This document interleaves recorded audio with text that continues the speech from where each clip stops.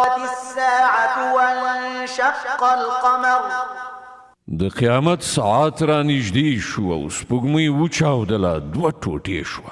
وإن يروا آية يعرضوا ويقولوا سحر مستمر.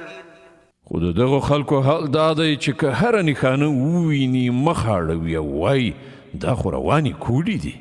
وكذبوا واتبعوا أهواءهم وكل أمر مستقر. دوی هغه یعنې پیغمبر ته هم د دروغو نسبت وکړ او د خپلو نفسي غوښتنو پیروي وکړه. هره معامله په پای کې یو عاقبت ته رسیدونکې ده. ولقد جاءهم من الأنباء ما فيه مزدجر حكمة بالغة فما تغني النذر.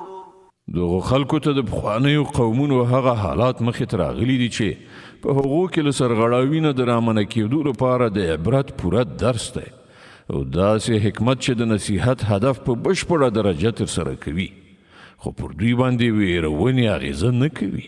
فتول عنهم يوم يدعو الداع إلى شيء نكر خش عن أبصارهم يخرجون من الأجداث كأنهم جراد منتشر.